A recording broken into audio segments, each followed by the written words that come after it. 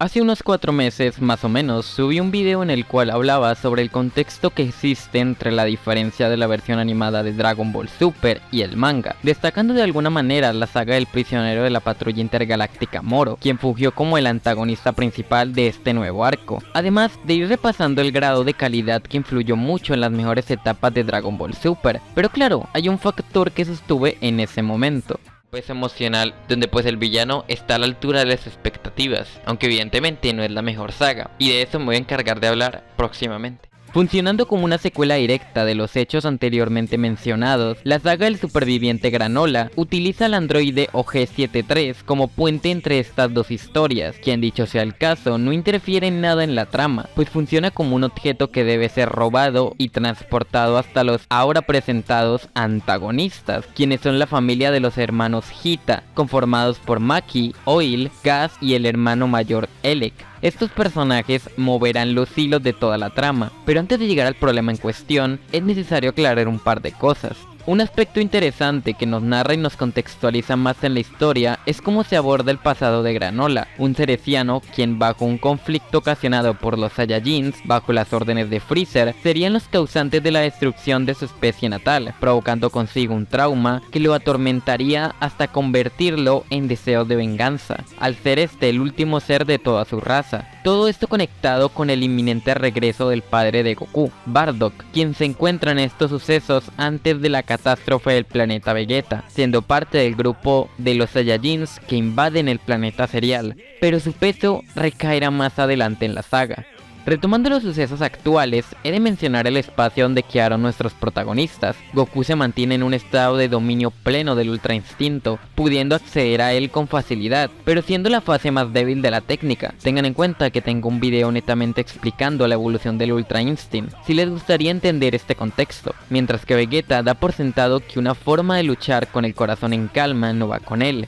por lo que Bills le mostraría que existen muchas más técnicas de los dioses, y aquí es donde los caminos de los dos rivales tomarían destinos muy diferentes. He dejado a un lado el elefante en la habitación, el factor que mueve toda esta nueva aventura. El insomnio del pez oráculo puede atribuir un mal perjurio, dicho por él mismo. La estabilidad del universo 7 se rompería, y es porque aparecería el ser más poderoso de este universo. Claro, es un poco descabellado asumir que nuestros protagonistas son los seres a que atribuir tal cosa, pues el universo es un espacio demasiado amplio e inmenso. De aquí el título de quien se refiere el pez oráculo, es quien mueve toda esta trama, pues encarnecido con sus deseos de venganza hacia Freezer, Granola, a pesar de las advertencias del abuelo Monite, usaría convenientemente las esferas del dragón de ese planeta para convertirse en el mortal más poderoso, quitando obviamente a los dioses y ángeles, por lo menos el ser más poderoso en ese momento. Obvio, aquí hay un aspecto debatible y es la conveniencia que existe en esta premisa, no solo reducir la cantidad de esferas a 2, sino que el dragón trombo pueda conceder tal deseo. Obvio, hay una condición muy importante detrás, pero no deja de ser una forma rápida de darle un aumento increíble de poder al protagonista de esta saga, y próximamente al villano. Y ya que lo menciono, ¿se percatan de que casi no he hablado del lado antagónico de esta saga? Pues es incuestionable que la familia de los Hita son los que entran en esta descripción, pero destaco la importancia del hermano mayor, quien es el amaestrado en atar los cabos y llevar a cabo todo el plan, de provocar la destrucción de Granola y consigo de los Saiyajins.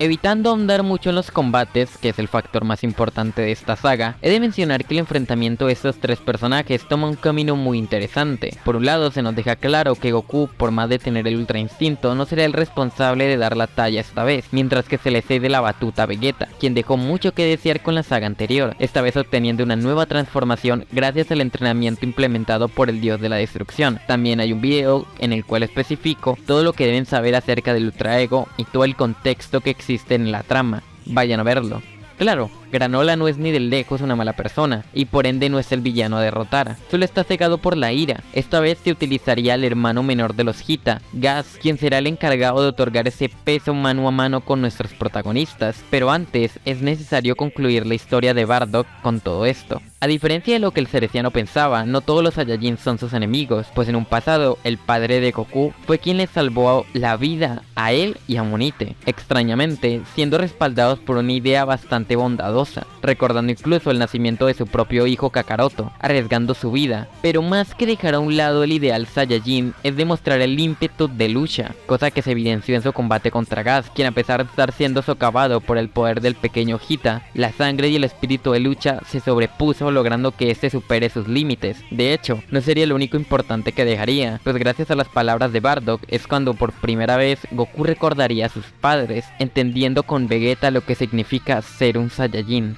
Entremos al clímax de la historia, el enfrentamiento culmine contra Gas, que dicho sea el caso, es necesario aclarar que no es el villano principal de esta saga. Si bien es el personaje a derrotar, no debemos olvidar la mente maestra que ha orquestado todo esto, y es Elec, quien sí, en Dragon Ball no estamos muy acostumbrados al tipo de villano que evitan enfrentamientos directos, de hecho son pocos, pero si hacemos la comparación entre estos dos personajes, es claro que uno solo sigue los caprichos del otro, y esto se evidenció en el combate de Goku contra Gas, donde este último perdió toda aquella imponencia que lo caracterizaba, convirtiéndose no más que en una burla, siendo la sombra de lo que es su hermano. Y aquí es donde encuentro un grave error en esta saga, pues pasamos de tener un villano increíble a un niño llorón y orgulloso, que si bien Elec es quien se le debe atribuir al antagonismo principal, este pasa a un segundo plano al llegar al culmine de la historia, mientras que, con esfuerzos combinados e inspirados por las palabras de Bardock, Goku, Vegeta y Granola pudieron derrotar a Gas. El equilibrio del universo 7 está por quebrarse, y justo y hecho el personaje que no paraba de ser mencionado dio su aparición para dar fin a este problema. Freezer, quien estaba entrenando en una habitación del tiempo por 10 años, obtuvo una nueva transformación, acabando con Elec y aniquilando a Gas, dejando en claro la diferencia de poder que existe entre él y los Saiyajins. ¿Él es el ser más poderoso del universo? Seguramente, pero este título es tan impredecible como cambiante, dejando un final feliz y bastante condensado en lo presentado.